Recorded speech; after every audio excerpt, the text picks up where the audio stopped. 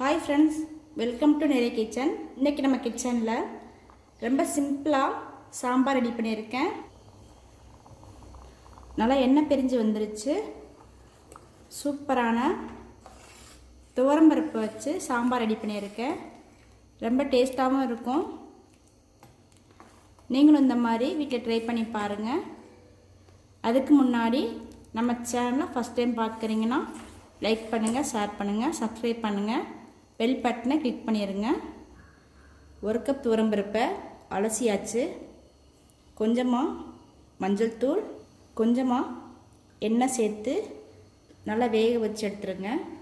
2 whistle அடித்தா போதும். ரொம்ப பருப்பு வந்து குழஞ்சிடக்கூடாது. ஒரு பாத்திரம் வச்சுக்கோங்க. சாம்பார் வைக்கிறதுக்காக சாம்பாருக்கு தேவையான அளவு எண்ணெய் சேர்த்துருக்கேன். எண்ணெய் ஹீட் ஆயிடுச்சு. தாளிக்கிறதுக்கு கடுகு பொரிஞ்சிருச்சு. கொஞ்சமாக வெந்தயம் சேர்த்துருக்கேன். வெந்தயம் பொரிஞ்சிருச்சு. கட் பண்ணி வச்சுருக்கிற சின்ன வெங்காயத்தை சேர்த்துருக்கேன். வெங்காயத்தை வந்து நான் கட் பண்ணி சேர்க்கலை, அப்படியே முழுசாக தான் சேர்த்துருக்கேன். சாம்பாருக்கு வந்து சின்ன வெங்காயத்தை அப்படியே முழுசாக சேர்த்து பாருங்கள், டேஸ்ட்டு சூப்பராக இருக்கும். கொஞ்சமாக கருவேப்பிலை சேர்த்துருக்கேன்.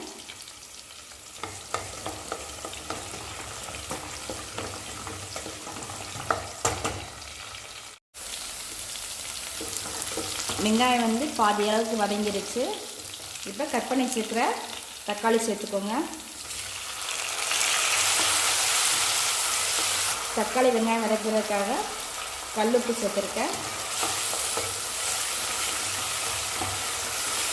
தக்காளி வெங்காயம் நல்லா வதங்கி வரட்டும். தக்காளி வெங்காயம்லாம் நல்லா வதங்கிருச்சு. அடுத்ததாக கொஞ்சமாக மஞ்சள் தூள், கொஞ்சமாக பெருங்காயத்தூள் சேர்த்துக்கோங்க. வீட்டு குழம்புத்தூள், சாம்பார் பொடி 1 ஸ்பூன் சேர்த்துருக்கேன்.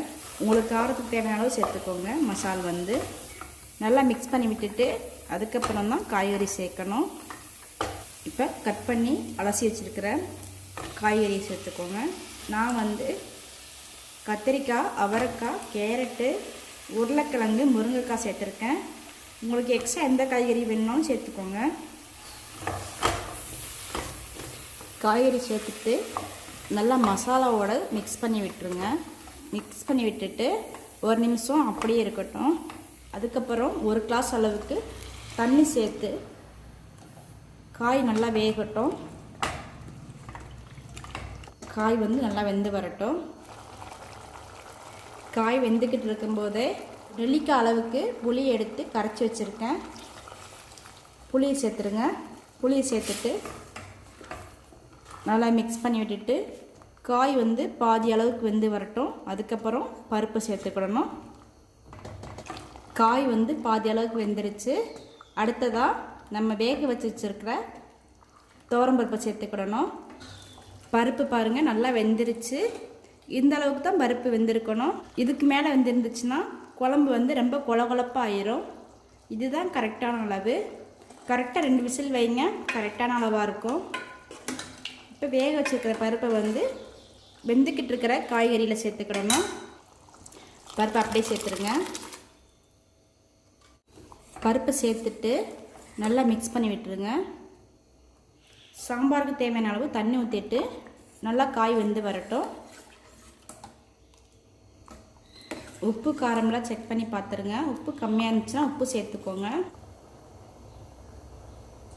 காயெலாம் நல்லா வெந்து சாம்பார் சூப்பர் ரெடி ஆயிடுச்சு. ரொம்ப சிம்பிளாகவே இந்த சாம்பார் ரெடி பண்ணிடலாம். நீங்களும் இந்த மாதிரி வீட்டில் ட்ரை பண்ணி பாருங்கள். என்னுடைய சமையல் உங்களுக்கு பிடிச்சிருந்துச்சுன்னா லைக் பண்ணுங்கள், ஷேர் பண்ணுங்கள், சப்ஸ்கிரைப் பண்ணுங்கள், பெல் பட்டனை கிளிக் பண்ணிடுங்க.